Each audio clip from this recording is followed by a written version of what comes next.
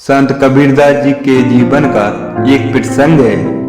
संत कबीरदास जी अपनी रोजी रोटी चलाने के लिए कपड़े बुना करते थे। एक बार दोपहर के समय जब कबीरदास जी कपड़े बुनने में लीन थे, तभी उनके द्वार पर एक भिक्षु आया। भिक्षु बड़ा ही भूखा और प्यासा मालूम हो रहा था। तभी भिक्षु को देखकर कबीरदास जी को बड़ी दया आई और उन्होंने उसे ठंडा पानी पिलाया।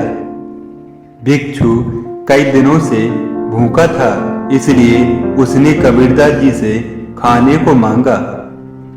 उस समय कबीरदास जी के पास खाने के लिए कोई सामग्री नहीं थी। कुछ सोचकर कबीरदास जी ने कहा कि मित्र, मेरे पास तुमको खिलाने के लिए भोजन तो नहीं है, तुम मेरा एक ऊन का गोला ले जाओ और इसे बेचकर अपने लिए भोजन का इंतजाम कर ले। भिक्षु ऊन का गोला लेकर चला गया। रास्ते में उसे एक तालाब दिखा। भिक्षु ने ऊन का गोला निकालकर उसका एक जाल बनाया और तालाब में मछली पकड़ने की कोशिश करने लगा। संयोग से उस तालाब में काफी सारी मछलियां थीं, अतः उसके जाल में कई सारी मछलियां फंस गईं। अब तो वो भिक्षु शाम तक मछलियां पकड़ता रहा। काफी मछलियां इकट्ठी हो जाने पर उन्हें बाजार में बेच आया। अब वो भिक्षु रोजाना तालाब पर आता और ऊन के जाल से खूब मछलियां पकड़ता। धीरे धीरे उसने मछलियां पकड़ने को ही अपना धंधा बना लिया। अब वो कई अच्छे किस्म के जाल भी खरीद लाया। ऐसा करते करते एक दिन वो काफी अमीर व्यक्ति बन गया।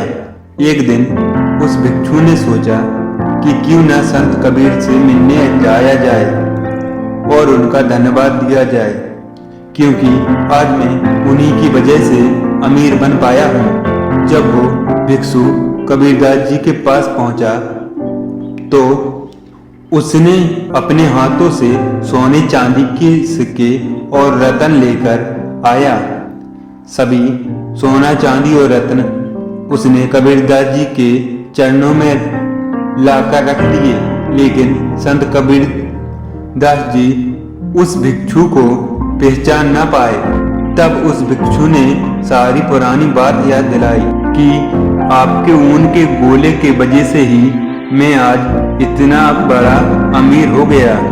उसकी पूरी बात सुनकर संत कबीर बड़े दुखी हुए और बोले कि तुमने इतनी सारी मछलियों से उनका जीवन छीनकर पाप किया है, और क्योंकि ये सब मेरे कारण हुआ है, इसलिए तुम्हारे आधे पाप का भागीदार मैं भी हूँ। कबीर ने उस भिक्षु द्वारा दिए गए सोना चांदी और रत्न को वापस लौटा दिया और उस भिक्षु को भी पुण्य कर्म करके पश्चाताप करने का उपदेश दिया। मित्रों, हमें असहाय लोगों की मदद करनी चाहिए। दान करना सबसे बड़ा पुण्य है, लेकिन ये पुण्य तभी मान्य है जब आपका दान अच्छे कामों में इस्तेमाल हो।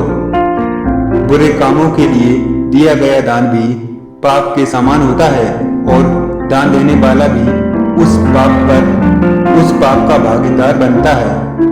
दोस्तों, अगर हमारी ये स्टोरी आपको अच्छी लगी हो, पसंद आई हो, तो प्लीज़ सब्सक्राइब कर देना मेरे चैनल को।